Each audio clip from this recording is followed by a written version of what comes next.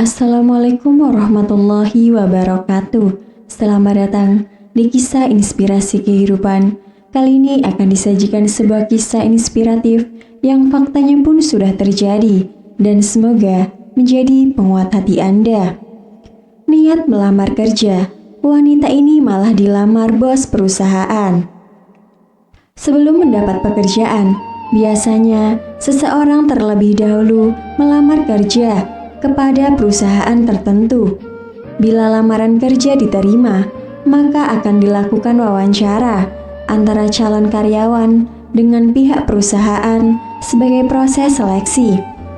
Mulai proses itu akan ditentukan apakah seseorang diterima kerja atau tidak. Tetapi pengalaman berbeda yang terjadi pada Iva ketika melamar kerja beberapa waktu lalu. Pengalaman tersebut pertama ia unggah di akun Twitternya @tweetdicted pada Jumat 25 Oktober 2019. Iva melamar pada suatu perusahaan yang tidak disebutkan namanya sebagai staf administrasi. Kemudian pada hari Senin, perempuan berumur 22 tahun itu dipanggil untuk wawancara. Orang yang mewawancara Iva kala itu menjabat sebagai pemilik perusahaan itu sendiri. Waktu awal interview, saya ditanya-tanya orang tua, kerja di mana? Rumahnya di mana? Seperti pertanyaan interview pada umumnya.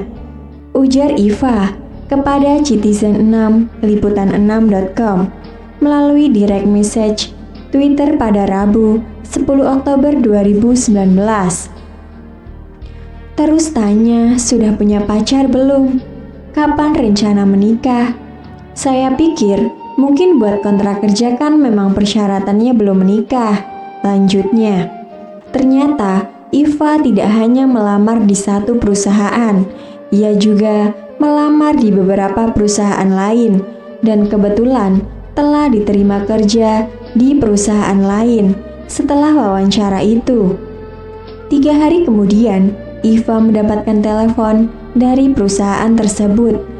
Selang 3 hari, tiba-tiba saya ditelepon berkali-kali.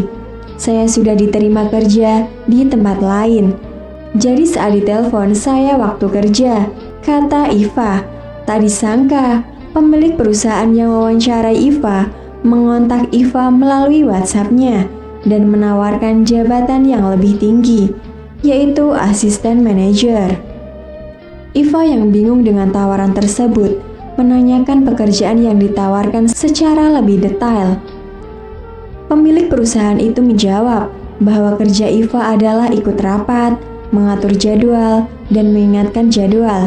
Yang paling penting, bangunin pagi sama siapin sarapan, tutur pemilik perusahaan itu. Iva yang semakin bingung, kemudian dikagetkan dengan ajakan pemilik perusahaan berikutnya.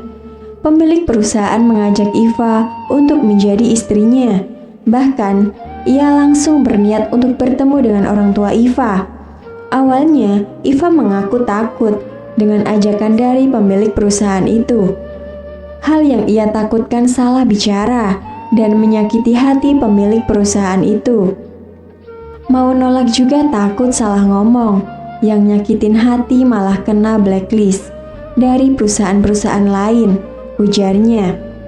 Melalui Twitternya, Iva juga mengunggah respon dari teman-temannya. Teman-teman Iva nampak terkejut melihat dirinya yang tiba-tiba dilamar bos perusahaan. Demikian kisah yang bisa kami sampaikan.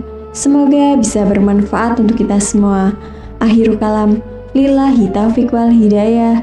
Wassalamualaikum warahmatullahi wabarakatuh.